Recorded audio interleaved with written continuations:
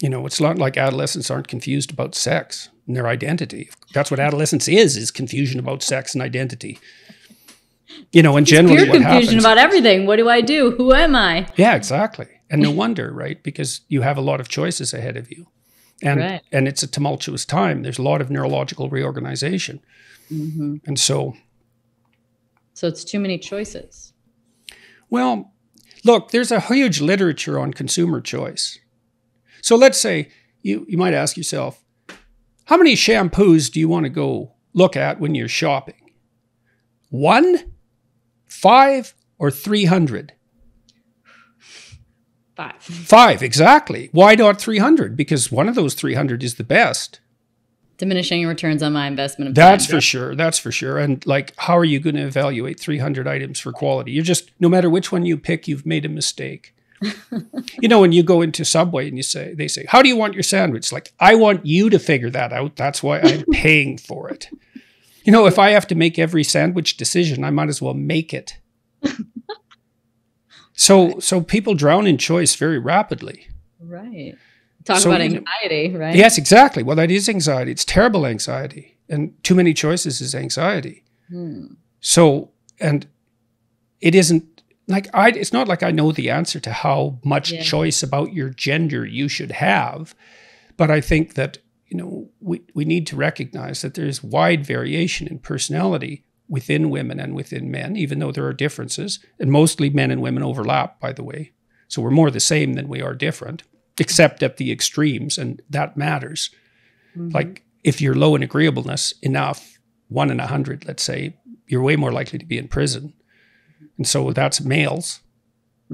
So there are not very many women in prison compared to men. And that's because at the extremes, there's a huge preponderance of aggressive men, physically aggressive men, even though at the middle point, there's a lot of overlap. People don't understand this. Maybe then the other side of the question is then, why are people so offended so easily? I think there's more difficulty for each side to speak to each other, people to use the right terminology and words and not offend someone than ever too. So why are people seemingly more easily offended?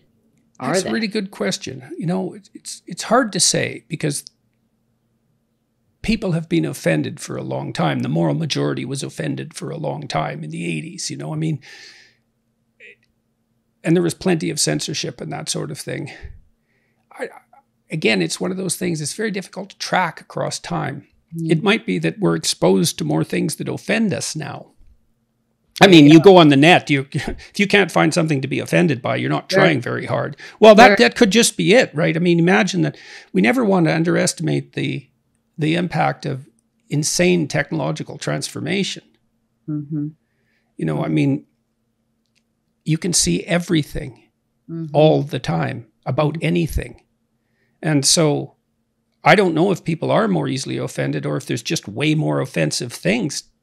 So maybe it's a matter of just reducing the amount of options, reducing exposure. I mean, is this a remedy for clarity, for less volatility, less offensive, less chance to be offended? Well, who knows, right? I mean, Twitter seems to be a good way of being offended continually. And offending, yeah. And, you know, that might be a consequence of its structure. It's limited. It seems to reward impulsivity. It seems to transmit bad better than good quite rapidly. We don't know what these technologies do to people or to communication. Maybe, so I don't know if people are more easily offended than they used to be. They're offended about different things. More things. Because there's more things. Yeah, possibly. I mean, it's been interesting to see what's happened with sex over the course of my lifetime. I mean, in the 60s, there was this idea, and it was probably the consequence of the birth control pill, that, well, maybe sex is free, right? It's free and easy. Because, well, now pregnancy wasn't necessarily a consequence, and venereal disease was reasonably well under control, and so wasn't a blatant threat, certainly not a fatal one. And so people thought, well, why not free love? Well, I think the reason for that is it's complete rubbish. There's no free sex. It's too dangerous. And so what's happened is that... From an emotional standpoint? Are you speaking about from an emotional standpoint or physically? Physically and socially. Well, think of consent. Okay, when can you give consent? Well, you're saying the what answer age? is we don't know. No, or under like what conditions? Well, what constitutes consent? Exactly. A whim? Yes. What if you change your mind? What if you're intoxicated? What if you're stoned? What if you're upset? What if you feel you've been manipulated? You know, I mean, because the issue of consent is not, if the act is serious, and you can debate about whether or not that is, and people have their differences of opinion, it's certainly emotionally significant in all likelihood. So if it's significant, well, then consent is important. Well, what constitutes consent? Well, marriage does.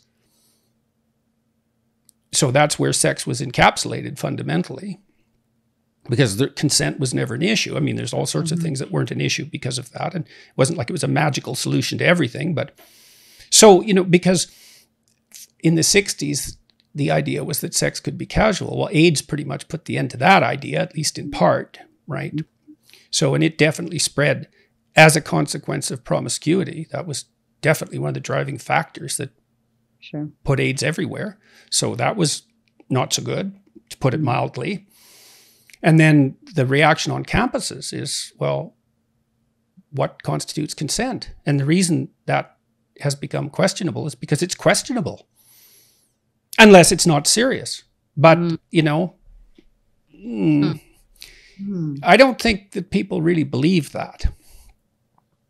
So they might wish they believed it.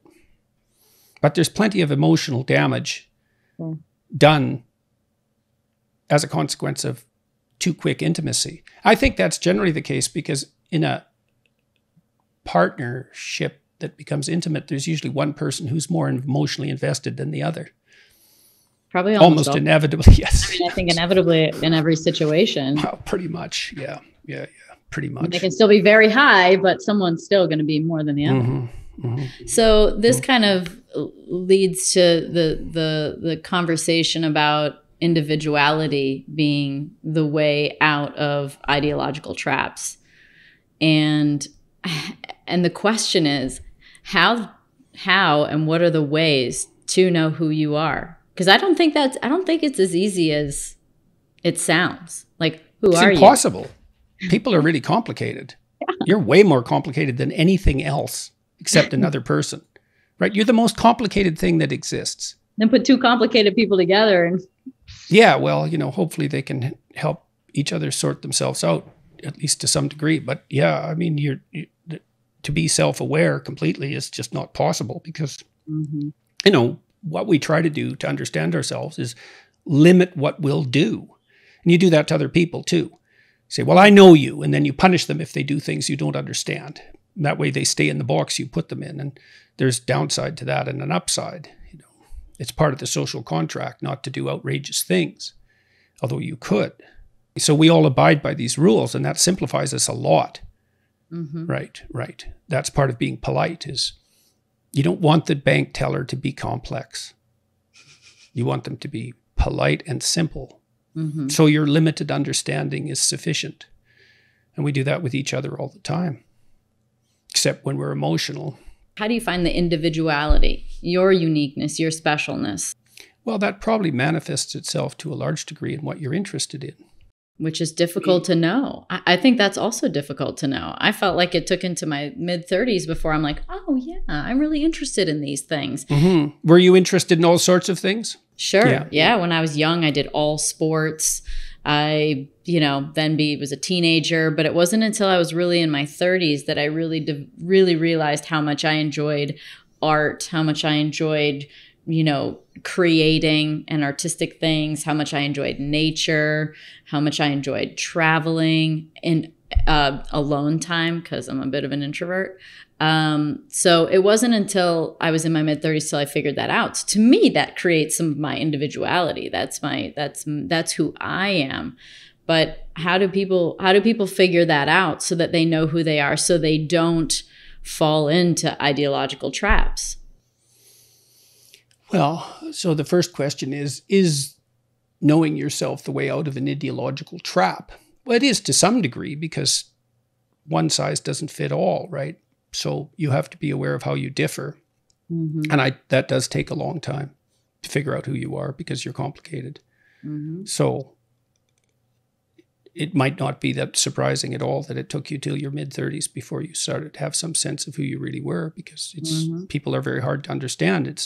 And we don't have a good vocabulary, generally speaking, for analyzing differences in people. I mean, the personality test I described is a step in that direction, but it's that lexicon, that vocabulary still isn't popularly established, let's say. So it isn't part of the conversations we have about other people, except accidentally. I produce this other technology at self-authoring that helps people write about their past, analyze their faults and their virtues, and write a plan for the future. It's a useful way of figuring out who you are. You kind of have to hit yourself against the world, but you tell the story about your past, and that helps you understand where you came from. You figure out your virtues and your faults. That sort of helps you understand your strengths and weaknesses. And then a plan gives you a course for the future. It's hard to do all that writing, but it's hard to blunder through life too without a plan. So it's hard either way. Pick your hard. You always talk about that. Choose the difficult, or the difficult will choose you eventually, and you might not like it as much, right? Yeah, well, when it's necessary. Like, I wouldn't say to go out of your way necessarily to make your life difficult, but if you have a difficult choice in front of you, and it's either abandon what you should be doing, or do the difficult thing, well, you're going to pay a price for abandonment. So, and I guess I would also say that to understand yourself, it's quite useful to try to not lie, because you tangle yourself up in your own lies. People think they can get away with lying, but you can't get away with falsifying the structure of the world.